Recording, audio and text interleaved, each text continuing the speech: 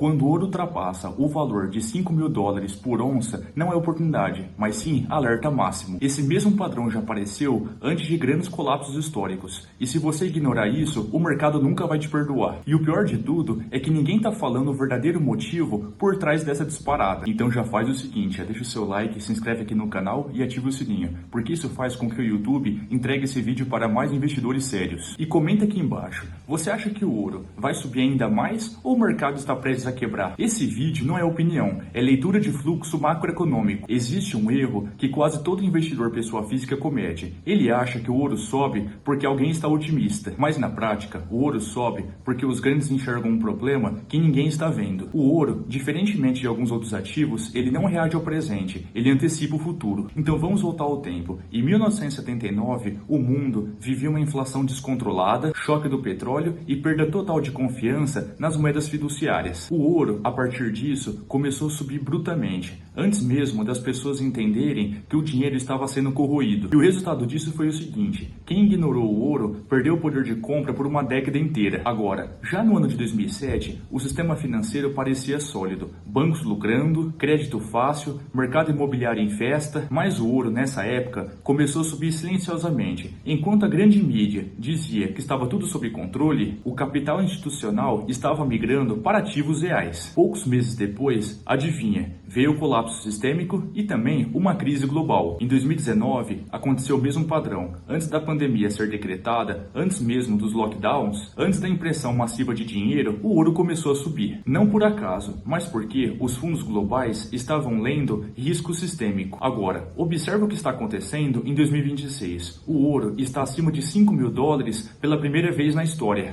Em menos de um mês, a alta do ouro foi de 2 dígitos, e o contexto atual é ainda mais perigoso do que nos ciclos anteriores. Por conta da instabilidade geopolítica, dólar enfraquecendo, inflação resiliente, juros em rota de queda e também, algo muito mais grave, perda de confiança institucional. Quando os investidores começam a duvidar do governo, do Banco Central e da previsibilidade das regras do jogo, eles fazem uma única coisa, que seria proteger seu capital. E aqui entra uma parte que ninguém entende. O ouro não está subindo porque o mundo está em crise. Ele está subindo porque o mercado entende que a crise não foi totalmente precificada. O que você está vendo hoje não é hype, é o mesmo padrão sendo repetido. E sabe qual é a diferença? Dessa vez, o nível de endividamento global é maior, o nível de dependência de estímulos é maior e a margem de erro dos governos é muito menor. O ouro não grita, ele sussurra. E quem sabe ouvir, se posiciona antes. Agora presta muita atenção, porque esse vídeo vai mudar totalmente a forma pela qual você enxerga o mercado. Quando um ativo, como por exemplo o ouro, ultrapassa a barreira dos $5.000, isso não é um caso isolado, mas sim uma mensagem do sistema financeiro global. O grande problema das pessoas é que elas olham para o gráfico e não entendem o que está por trás do movimento. Elas se perguntam, será que ainda dá tempo de comprar? Já os investidores profissionais se perguntam, por que será que o dinheiro está fugindo para o ouro agora? E é exatamente isso que você vai entender hoje, porque tudo isso que eu estou falando não é opinião, mas sim leitura macroeconômica. Nesse vídeo eu vou te mostrar o que está fazendo o ouro atingir máximas históricas, como que a política, os juros e o cenário macroeconômico se conectam e por que esse movimento costuma acender grandes mudanças no mercado. Você vai perceber que o ouro não sobe sozinho, porque quando ele dispara, outras peças começam a se mover. Moedas perdem força, juros entram em pressão, bolsas ficam instáveis e o investidor desesperado paga a conta. Esse vídeo foi feito não para quem busca uma dica quente, mas sim para quem busca entender o jogo. Se você assistir até o final, você vai sair com clareza sobre o cenário atual, capacidade de interpretar sinais macroeconômicos e vantagem sobre 90% do mercado que só reage depois. Porque no mercado financeiro, quem entende antes se posiciona melhor. Agora vamos para os fatos. Para você conseguir entender o porquê o ouro disparou, você precisa parar de olhar apenas para os preços. O preço é apenas o efeito. O que importa mesmo são as causas invisíveis. O ouro ultrapassar a barreira dos $5.000 por onça não é um efeito isolado, mas sim o resultado de várias forças econômicas atuando ao mesmo tempo. E quando essas forças se alinham, o mercado entra em modo de proteção. O primeiro fator é a fuga global para a segurança. Em momentos normais, o capital busca risco, mas quando a incerteza cresce, o jogo muda. O dinheiro sai de ações de crescimento, de mercados emergentes, de ativos altamente alavancados e costuma ir para ouro, para prata e títulos de proteção. E hoje está acontecendo em escala global. Não é o investidor comum comprando ouro. São fundos soberanos, grandes gestores e bancos centrais ajustando a posição. O segundo fator é o dólar mais fraco e a perda de confiança monetária. O ouro é um ativo que é precificado em dólar e quando o dólar cai, o ouro sobe automaticamente. Mas aqui existe algo ainda mais profundo. O mercado não está apenas precificando o dólar fraco, está precificando a perda de confiança na política monetária. Quando o investidor começa a duvidar da capacidade do governo de controlar gastos, do Banco Central